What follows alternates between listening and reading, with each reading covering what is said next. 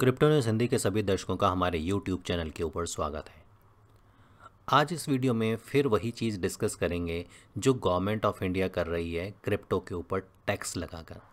30% का टैक्स भारत सरकार लगा चुकी है क्रिप्टो के ऊपर, ये आप और हम सब लोग जानते हैं। लेकिन ये जो टैक्स हैं इसको लेके आज की डेट में सरकार क्या कर रही है और क्रिप्टो इंडस्ट्री क्या कर रही है, वो सारी चीज़ें एक एक इस वीडियो में डिस्कस करेंगे। और कैसे ये जो टैक्स है वो जल्दबाजी में लगाया गया, क्या इसके नुकसान आज की डेट में भुगतने पड़ रहे हैं खुद सरकार को, ये सारी चीज़ें देखते हैं। तो इस टाइम पे हम हैं क्रिप्टो न्यूज़ हिंदी के ट्विटर हैंडल के ऊपर। अगर आप लोगों ने हमें यहाँ पे ज्वाइन नहीं किया तो ज़रूर ज्वाइन कीजिएगा, क्योंकि यहाँ पे हम बहुत जल्दी काफ़ी सारी इन्फॉर्मेशन जो है वो शेयर करते हैं। तो सबसे पहली न्यूज़ तो ये है कि यहाँ पे क्रिप्टो के जो एक बहुत बड़े नाम, बहुत बड़े यूट्यूबर हैं एडी भाई, क्रिप्टो इंडिया के नाम से जिनका यूट्यूब चैनल है, उन्होंने एक पिटीशन दायर की थी जहाँ पे change.org के ऊपर, जहाँ पे उन्होंने कुछ ऐसे नियम बनाए थे या ऐसे नियम लिखे थे जिसको सरकार को सोचना और समझना चाहिए और उसके ऊपर थोड़ा सा विचार करने चाहिए। तो ये पिटीशन change.org के ऊपर आज की डेट में ट्रेंड कर रही है और 75,000 से ज़्यादा सिग्नेचर इसके ऊपर हो चुके हैं।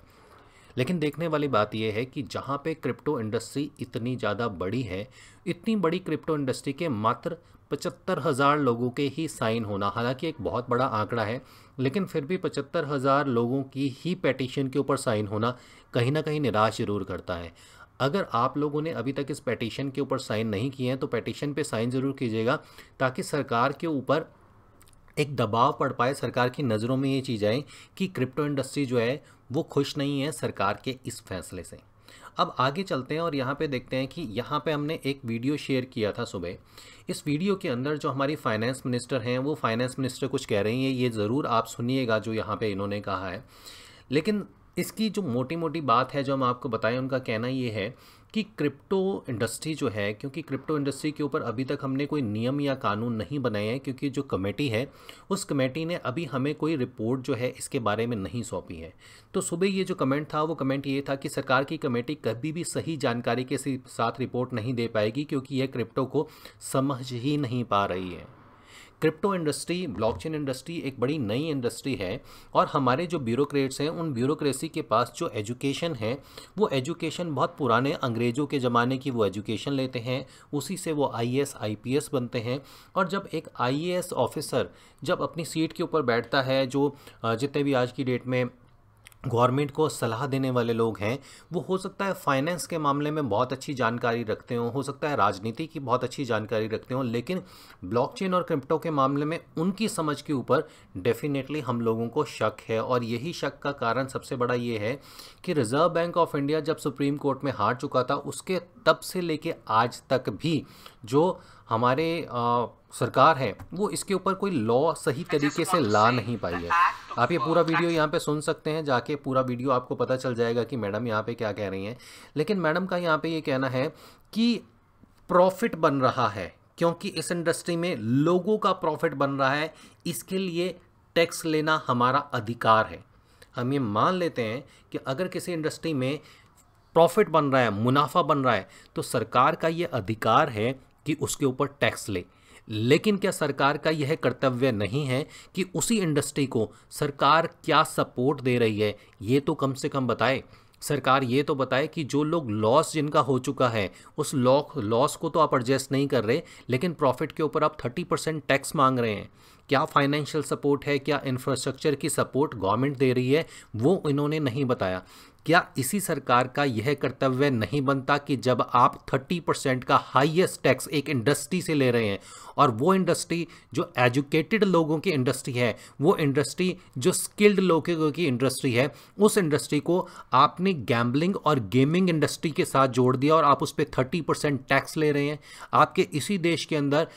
पता नहीं कितनी ऐसी चीज़ें चलती हैं जिसके ऊपर सरकार को देखना जरूरी है, लेकिन उनकी नज़रें क्रिप्टो इंडस्ट्री के ऊपर आती हैं, क्योंकि यहाँ पे लोगों का पैसा बन रहा है। तो अगर लोगों का पैसा बन रहा है, अगर आपका ये अधिकार है कि आप लोगों से टैक्स दें, तो आपका ये कर्तव्य भी बनता है कि उनकी तरफ आपकी क्या रिस्पॉन्सिबिलिटी है। जब आप लोगों से इतने बड़े लेवल के ऊपर टैक्स वसूल कर रहे हैं, तो आपको ये भी बताना चाहिए था कि उनके लिए आप फैसिलिटी क्या देंगे। आज बहुत सारी एक्सचेंज हैक होती है, बहुत सारे ट्रेडर्स का पैसा जो है वो डूब चुका है, उसको देने के लिए सरकार का क्या कर्तव्य है। लेकिन सरकार यहाँ पे आपको एक दूसरी चीज़ बताएगी, वो ये है कि जो रिजर्व बैंक ऑफ इंडिया है उनके गवर्नर ने ये कहा था कि क्रिप्टो एक ट्यूलिप की तरह है। ट्यूलिप बेसिकली एक फ्लावर होता है जो बहुत कम समय के लिए खिलता है, लेकिन ये बहुत सुंदर होता है। तो उनका इसको ट्यूलिप के साथ ऐड करने का मतलब ये था कि क्रिप्टो एक तरीके से एक ऐसा फूल है जो आपको अभी देखने में बहुत बढ़िया लग रहा है, लेकिन बहुत जल्दी ये ख़त्म हो जाएगा या मुरझा जाएगा। अब जो रिजर्व बैंक ऑफ इंडिया के गवर्नर हैं उनको कौन ये समझाए कि 2009 से लेके आज तक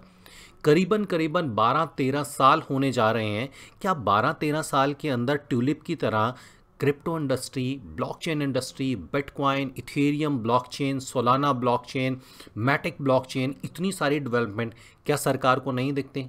क्या सरकार को यही नहीं दिखता कि इंडिया की एक्सचेंजेस की आज दुनिया के अंदर जो है वो नाम है, इंडिया की ब्लॉकचेन का दुनिया के अंदर नाम हो रहा है, और कितने बड़े लेवल के ऊपर ये कई प्रॉब्लम के सॉल्यूशन दे रहे हैं। वो शायद हमारे नेतागण देखना ही नहीं चाहते, क्योंकि यहाँ पे ये एक ही आंख से देखते हैं जहाँ पे इनका खुद का प्रॉफिट होता है और दूसरी आंख को शायद ये बंद कर देते हैं। अब आप यहाँ पे देख सकते हैं कि जो WWE के एक रेसलर हैं ग्रेट खली, उन्होंने बीजेपी को ज्वाइन कर लिया, और यहाँ पे खली का ये कहना है कि मैं बहुत ज़्यादा कन्विंस हूँ जो बीजेपी की पॉलिसीज़ हैं उनसे। ये वही ग्रेट खली हैं जिन्होंने कॉइन DCX के साथ मिलके बिटकॉइन को प्रमोट किया था और अपना रेफरल लिंक दिया था कि अगर आप बिटकॉइन खरीदना चाहते हैं तो मेरे रेफरल लिंक से खरीदें। क्या ग्रेट खली, पहली बात तो हम ये मानते हैं और ये जानते भी हैं कि बीजेपी की ये ऑल स्टंट हैं, या जो भी नेशनल पार्टीज़ हैं, जो पॉलिटिकल पार्टीज़ हैं, उन सब की ये स्टंट होते हैं। लेकिन यहाँ पे जो चीज़ें लिखती हैं, अब यहाँ पे प्रधानमंत्री जी कहते हैं कि कोरोना काल के अंदर जो है वो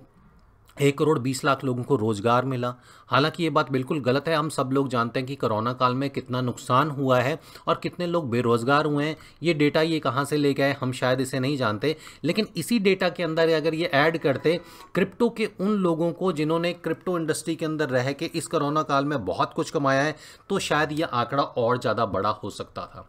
ऐसी बहुत सारी न्यूज़ हमने यहाँ पे पब्लिश की हैं, लेकिन आज की जो न्यूज़ है उसके पीछे बेसिकली सिर्फ एक हमारा मोटिव है, ये कहना कि जो सरकार आज की डेट में कर रही है वो शायद सही नहीं है। 30% के टैक्स के बारे में सरकार को डेफिनेटली सोचना चाहिए, और हमारी फाइनेंस मिनिस्टर को जो ये इनपुट्स मिल रहे हैं क्रिप्टो के मामले में, ये इनपुट्स शायद सही नहीं हैं। इन इनपुट्स के बारे में सरकार को एक बारी दोबारा से सोचना चाहिए। 30% टैक्स के बारे में दोबारा सोचना चाहिए, क्योंकि 30% का जो टैक्स है,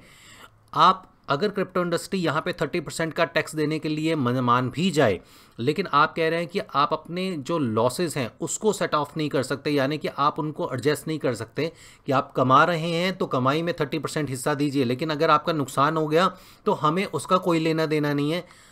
आप एक चीज़ को बड़े ध्यान से सोच के देखिए कि एक महीने एक पर्सन ने 1 लाख रुपया कमाया, तो सरकार की बुक्स के अंदर तो आ गया कि भैया इसमें से 30,000 रुपये हमारा है, लेकिन उसको ये टैक्स तो 1 साल बाद देना है। और आज अगले महीने अगर उसका लॉस हो गया 1 लाख रुपए का, तो सरकार की बुक्स में तो 30,000 रुपये हमारे देने बनते हैं, लेकिन जब हमारा 100% लॉस हो गया तो वो 30,000 रुपया क्या देने के लिए बैंक मुझे लोन देगा? हर एक ट्रेड के ऊपर 1% का जो TDS अप्लाई किया है, तो जस्ट इमेजिन कि जो इंट्राडे ट्रेड करने वाले हैं, जो फ्यूचर ट्रेडिंग करने वाले हैं, वो दिन में 50-50 बारी ट्रेडिंग करते हैं, 1% के हिसाब से उनका पोर्टफोलियो बनने की जगह ऑलरेडी बिगड़ता जाएगा। तो यही ये बात है कि हमारी सरकार जो बुद्धिजीवी सरकार है, ये थोड़ी सी अपनी बुद्धि यहाँ पे लगाए। जो क्रिप्टो इंडस्ट्री के लोग हैं उनसे डिस्कस करें, एक्सपर्ट से डिस्कस करें, और उसके बाद एक ऐसा प्लेटफॉर्म लेके आए, एक ऐसी जगह लेके आए जहाँ पे हम लोग वाकई में माने कि सरकार ने कुछ काम किया है। आपको एक छोटा सा अपडेट दे दें, G20 की मीटिंग होने वाली है, जहाँ पे हमारी जो फाइनेंस मिनिस्टर है ना, इन फाइनेंस मिनिस्टर को जो वर्ल्ड बैंक है उनके लोगों के साथ बैठ के डिस्कस करना है, और वहाँ पे उनको ये जस्टिफाई देना पड़ेगा कि ये जो 30% टैक्स दे रहे हैं, तो यहाँ पे 30% टैक्स अपनी मर्जी से तो लगा लिया, जब इंटरनेशनल लेवल के ऊपर जाएंगे तो भारत की वहाँ पे इतनी ज़्यादा बेइज्जती होने वाली है कि इनको बहुत बुरे लेवल पे वहाँ पे मुंह की खा के आनी पड़ेगी, और ये 30% टैक्स भारत सरकार को वापस भी लेना पड़ेगा। और इसमें कोई बहुत बड़ी दो राय नहीं है कि अगर ये एक रिट जो है वो सुप्रीम कोर्ट में चली गई क्रिप्टो इंडस्ट्री की तरफ से, तो सरकार की हार 101% होगी। इसके बारे में आप लोगों का क्या कहना है, कमेंट बॉक्स में ज़रूर बताइएगा कि इन सारे विषयों में आपका क्या कहना है, ताकि हम आपके विचार भी जान पाएँ, उसी के बिहाफ पे अगले कुछ वीडियो आप लोगों के लिए ला पाएँ। उम्मीद है वीडियो पसंद आया होगा। अगर आप चैनल के ऊपर नए हैं तो चैनल को सब्सक्राइब जरूर कीजिएगा। टेलीग्राम का लिंक इस वीडियो की डिटेल में मिल जाएगा, जहां पे आपको क्रिप्टो के लेटेस्ट अपडेट मिलते रहेंगे। और अगर आप चैनल पे नए हैं तो बेल आइकन के बटन को भी दबाइएगा, ताकि जब भी वीडियो लेके आएँ उसका नोटिफिकेशन पहुंचे आप लोगों के पास सबसे पहले। अगला वीडियो आप लोगों के लिए लाएंगे। तब तक के लिए क्रिप्टो न्यूज़ हिंदी के सभी दर्शकों को हमारी तरफ से नमस्कार।